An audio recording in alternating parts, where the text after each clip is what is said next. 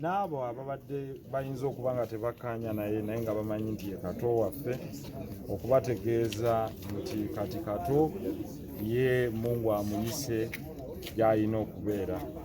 Kato yafudde ku ssaawa nga 7 era ffe bwe twategeezeddwa naffe ne tugenda tukakase era ne tubikira eggwanga. Tusooka okwebaza abantu bonna bannamawulire mwenna, abayimbi, ab'ettutumu ne mu bibiina byammwe ba promoters n'abalala. Mwebale omukwano guno ne solidarity y'amaanyi, era ntandise kati wano okukwata akakalaamu manye nti omuyimbi ono ataggukirawo banne mu kiro nga baakafiirwa, oyo omuyimbi kitegeeza tagwanidde bakulembera. Kuba omuyimbi yenna bw'owulira banno nga batuuseeko ekizibu gw'okola ki? Gw'osookawo. Kino kijja kubalaga nti leadership si ya grabinga, leadership y'abantu kubeererawo bannaabwe.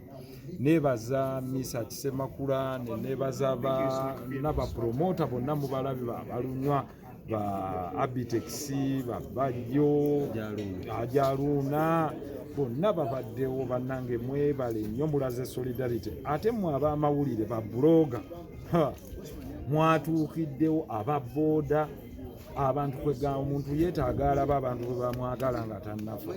Kati abantu babadde bakwagala era kiwayogera kijja kutuukirira, kuba Kato yalaama n'agamba nti tuwanguye omuziika si musiraamu bulijjo akiŋŋamba nti Honorable nkwagala nnyo naye ebyo bye muddusa abantu ebyo byammwe tunzirusa, nja kwekyanga, nja bafuukira ettabu. Tumugaa era tetulina bwe tukuddusa buhana Kato, era yatugamba wiiki emu Mungu amujjuludde. Kato ye muntu ow'enjawulo, nti gwe bw'oyagala akole ebintu si bw'abadde abikola, naye ate nga buli omu amusaavinga, kuba buli omu olaba abadde amubuuza, abadde amutuukako. So nze mbadde simala nnaku 2-3 okuggyako nga nze ataliiwo, naye nga ne bw'otambula gambadde kkubira wasuza otya nti gy'oli nti oli bulungi nti ekimmala. Ku birthday yange yaŋŋamba Sebeera nze gwe weerabidde mwana wange, kwega keeki ne mugaa oli mulwadde wa sukaali, naŋŋa eno yo ŋŋenda ggirya keeki. Nannyimbira kwega ye muntu abaddewo naye nga yeerekereza buli kimu abeewo. He is a true and loyal friend, nga si mukwano gwo, ng'era ga sikulaba mu kino, nkulaba gwe yakulira Kodi Kampala nga tubaga gwe toto vaawo, kwega mukulu waffe naye ng'ate atwagala, kwega abawangadde naffe akwagala genuinire, mu ssanyu abaawo, mu kizibu abaawo, bw'oba oyina idi wali ewaka, bw'abaawo afudde katuwaali, bwe mufiirwa mu kyalo katajja, wakagamba n'omugamba naye oba bino nagamba kinaawulikika kitya nga nze ataliiwo. Kakati nange bwe nafunye amawulire ago ne ŋŋamba nti nteekeddwa okubaawo, kubanga Kato muganda waffe, tetulina kye tusobola mukolera okuggyako okumwagala, okwagala famire n'okwagala abaana be nga Kato bw'abadde abaagala. Kato ayagala famire ye, abadde agyagala, era nkakasa abasinga mubadde temumanyi n'abaana be kuba abadde so protective ku baana be, nga n'omulaba obulabi mu kamera muga vai.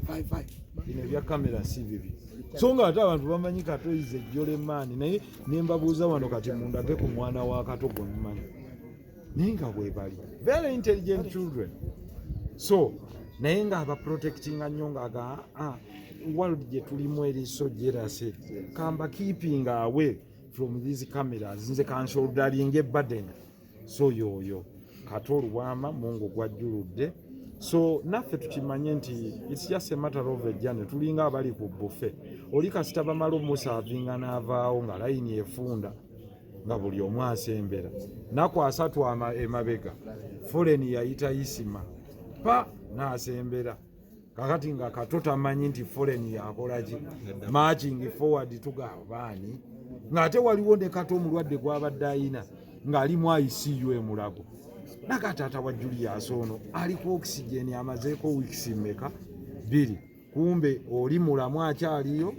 Kato yinje yagenze. Honorable mukadde kano enteekateeka ziyimiridde. Enteekateeka eziriwo, ekisooka nti tujja kubeera ne maasi wano, buli tujja kuba wano. Tuyasaba kubeeko music, tujja kuba wano ne music we bamukube ekisolo kye bayita omuntu ennyimba ze namugamba kate ennyimba zo nazo sizitegeera naŋŋamba nti mwe mwali mulapinga bubblegum music wanange naliko omuyimbi naga mwe mwali muyimba ebyo bibubblegum golinga city adenja ne mugamba oyo ye yali owaffe oyagwako naye ng'omulaba nti he loves you naganda ye lwaki torekodinga yakayimba ne mugamba kato sibisobola eyo field abaana abagirimu bagisobola so he loved the field ayagala nnyo abantu basasulwe content waabwe ekyo nja kiremerako agamba kola tunes z'abantu abazikozesa they must pay them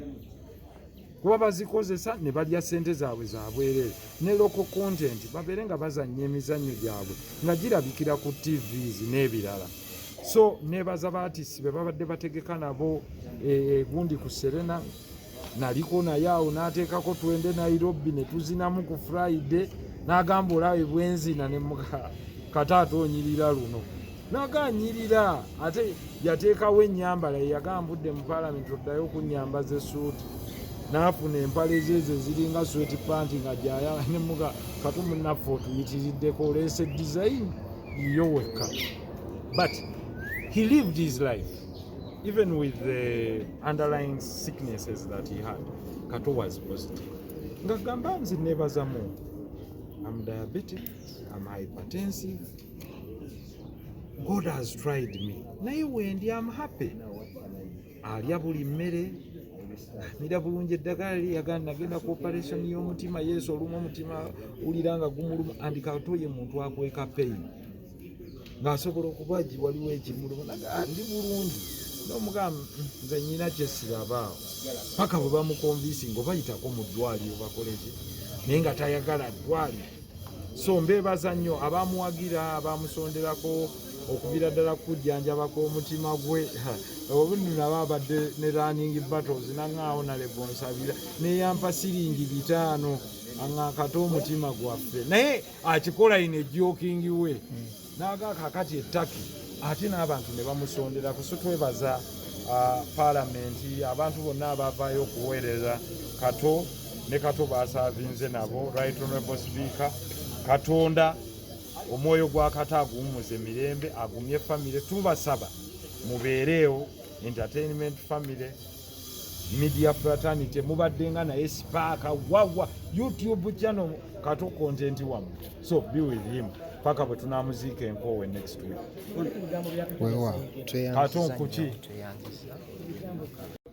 ate abadde takyawamu era kato nga musobola okwewalabula enkya naggawa mwe mwenna mumanyi nti kato beewalabulako n'ebbajjo naye nga bw'obasanga nga batudde balyaga twabita ensi ffenna tunoonya kuba bulungi that's his nature okitegedde so he's been a good man nze siina mpoza amumanyiko ekibi mulala naye kato onali baba tosinga kato wadde wamubuusi